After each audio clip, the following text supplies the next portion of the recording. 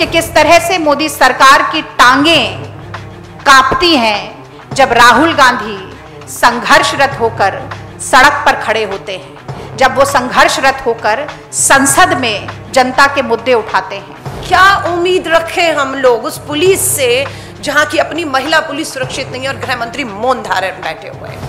पर सच तो यह है कि जब राहुल गांधी उस परिवार के साथ खड़े हो जाते हैं तो न्याय तो आपको देना ही पड़ेगा मोदी जी, उससे आप बचकर जा नहीं पाइएगा। डर क्यों नहीं है?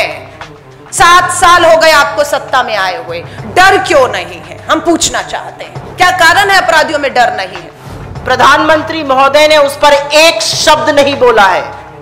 गृह मंत्री अमित शाह, जिनके अधीन दिल्ली पुलिस है, उन्होंने इस पर एक शब्द नहीं बोला है। और आज पूरा देश एक सवाल पूछ रहा है, पूरा देश एक सवाल पूछ रहा है और कुछ जवाब जानना चाहता है, क्योंकि मोदी सरकार का दलित विरोधी और महिला विरोधी चेहरा एक बार फिर से सामने आ गया है। आज 8 तारीख है, आज 8 दिन हो गए हैं देश की राजधानी दिल्ली में एक 9 साल की बच्ची के साथ जघन्य अपराध होते हुए, वो दुष्कर्म होते हुए, उसके साथ सामूहिक बलात्कार हुआ, उसका शव शमशान में जला दिया गया। उसकी मां गुहार करती रही कि ऐसा ना किया जाए और उसके परिवार को अंततोगत्वा सिर्फ उसके अधजले पैर मिले। उसकी मां चीख चीख कर बोलती रही ऐसा ना करो, लेकिन दुष्कर्मियों ने उसकी एक ना सुनी और बजाय उस बेटी को, उस परिवार को न्याय दिलाने के, आज मोदी जी, अमित शाह जी और सरकार दमन पर आमादा है। और इसको कहने का हमारे पास पुख्ता कारण है। जब राहुल गांधी जी 4 अगस्त को बुलंदी के साथ उस बेटी के लिए न्याय की आवाज उठाते हैं, उसके शोक संतप्त परिवार को गले से लगाते हैं, उसके आंसू पोंछते हैं, उनका हौसला बढ़ाते हैं, तो सरकार को आपत्ति होती है। सरकार के तमाम बददिमाग प्रवक्ता, सरकार के मंत्री, सरकार की पूरी ट्रोल आर्मी, इन सब को कुछ कष्ट होता है। लेकिन सच तो यह है कि यह हादसा प्रधानमंत्री आवास से महज 24 किलोमीटर की दूरी पर हुआ। 9 साल की एक दलित बच्ची के साथ जो जघन्य अपराध हुआ, 8 दिन बाद प्रधानमंत्री महोदय ने उस पर एक शब्द नहीं बोला है। गृह मंत्री अमित शाह, जिनके अधीन दिल्ली पुलिस है, उन्होंने इस पर एक शब्द नहीं बोला है। शब्द बोलना तो दूर, सहानुभूति तक वक्तव्य नहीं दिया गया है। आंसू पूछना भी दूर की बात है, क्योंकि ना न्याय का आश्वासन दिया गया है, न परिवार की टोह ली गई है। पर सच तो यह है कि जब राहुल गांधी उस परिवार के साथ खड़े हो जाते हैं तो न्याय तो आपको देना ही पड़ेगा मोदी जी, उससे आप बचकर जा नहीं पाइएगा। पर हां, एक प्रधानमंत्री होने के कारण आपकी चुप्पी निंदनीय है। ये जो सुई पटक सन्नाटा नई दिल्ली में आपकी सरकार ने रखा हुआ है, वो चीख चीख कर आपसे पूछ रही है कि आप चुप क्यों हैं। आपके खोखले नारों की धज्जियां आपकी चुप्पी उड़ा रही है। आज देश की बेटी के साथ एक बार फिर दुष्कर्म हुआ है, देश की राजधानी में एक फिर निर्भया आई है और ये देश आपकी चुप्पी से परेशान है, आपकी चुप्पी से व्यथित है। आज समय था कि आप मिलते विपक्ष के साथ, आज समय था आपसी मतभेद बुलाकर न्याय की दलील देते, न्याय की बात करते, इन दरिंदों को एक मैसेज देते कि हमारी बेटियों के साथ ये नहीं हो सकता है और निर्भया इस देश में नहीं बच सकती हैं। लेकिन आपने ऐसा नहीं किया। आपकी तुच्छ राजनीति फिर भी बाज नहीं आई। अपनी पालतू दमनकारी पुलिस से आपने ट्विटर को डराया, धमकाया और राहुल जी की एक ट्वीट को डिलीट कराया, उनके अकाउंट को ब्लॉक कराया। पर यह आपकी निडरता नहीं, यह आपकी कायरता दिखाता है कि आप कैसे एक संवेदनशील व्यक्ति से, कि आप कैसे उस व्यक्ति से जो हौसला रखता है आंसू पोंछने का डरते हैं, क्योंकि यह करने की जरूरत आपको नहीं पड़ती। और यह मुद्दा सिर्फ राहुल गांधी जी के ट्विटर अकाउंट के साथ खिलवाड़ का नहीं है, यह मुद्दा आपकी चुप्पी का है, एक दलित गरीब बेटी के दमन का है।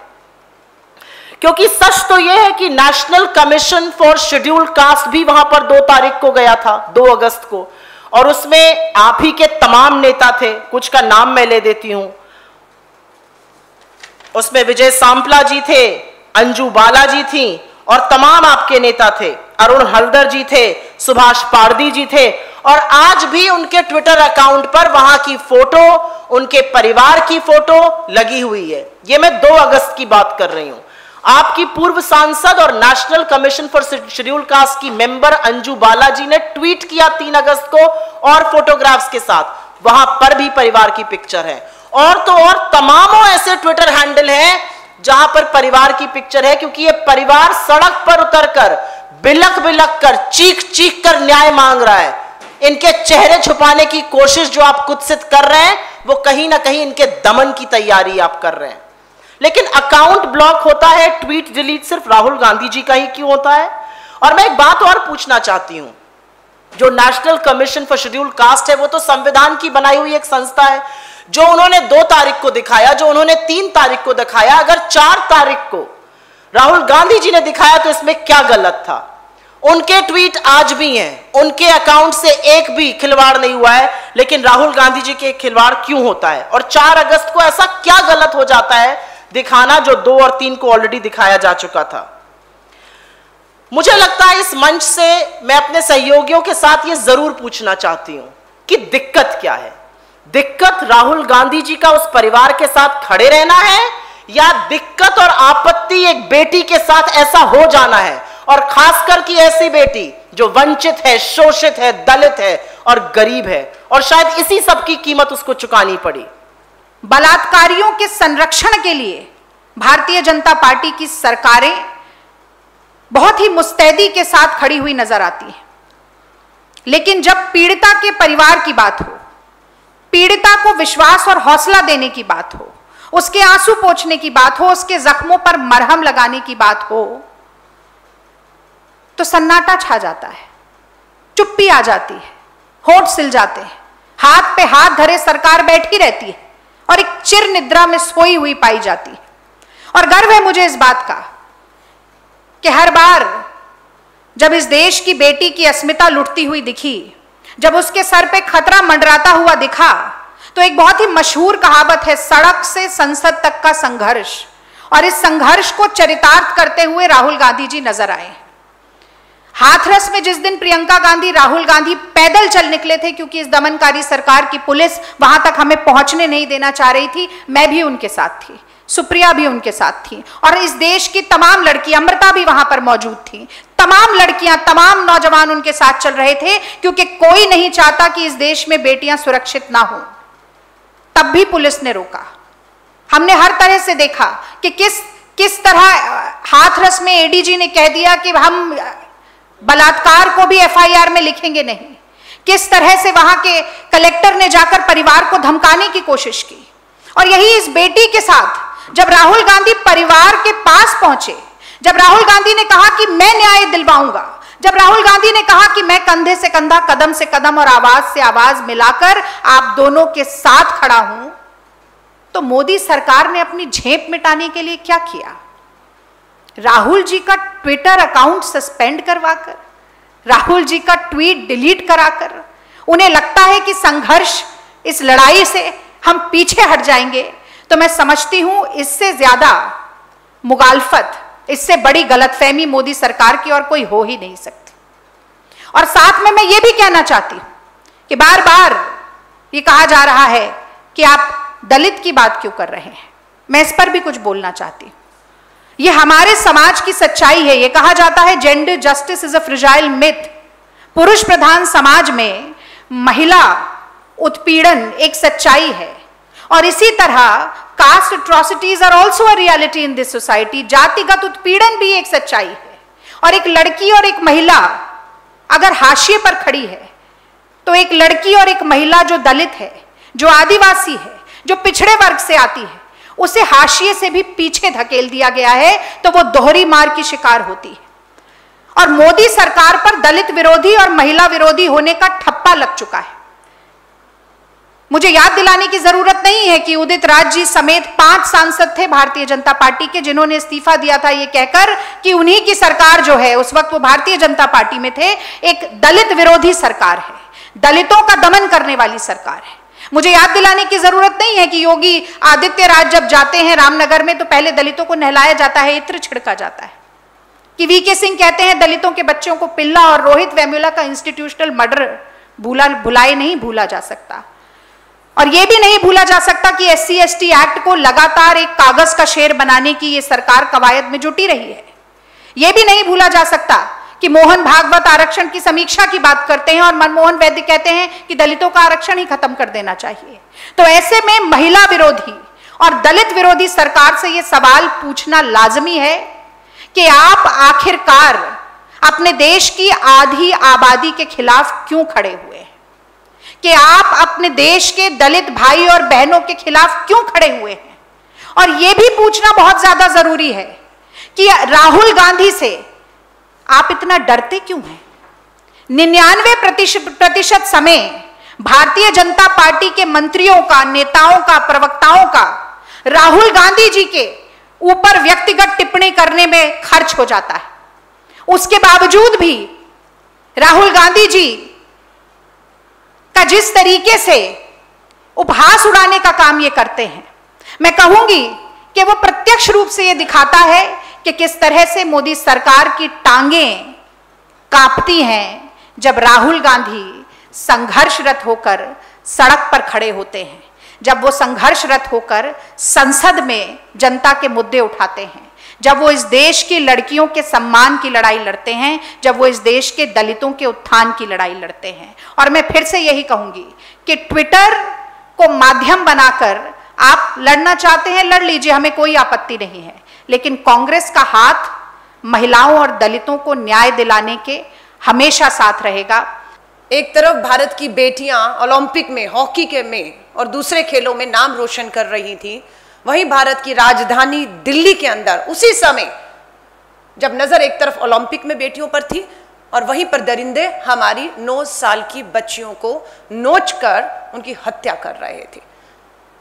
उम्मीद की जा रही थी कि संसद का सत्र भी उसी समय चल रहा है, जरूर उस संसद के सत्र में खासतौर से 11 महिला सांसद मंत्री जो हैं, जरूर सदन के पटल पर जो देश में महिलाओं के प्रति एक गंभीर हालात पैदा, चिंताजनक हालात पैदा हो रहे हैं, उस पर चर्चा मांगेंगे। पर दुख की बात है उन्होंने चर्चा नहीं की, ना चर्चा मांगी। एक महिला सांसद से जब पूछा गया कि इस मामले को आप गंभीरता से क्यों नहीं सदन में उठाती, तो उन्होंने कह दिया ओम बिरला जी से पूछिए जाकर।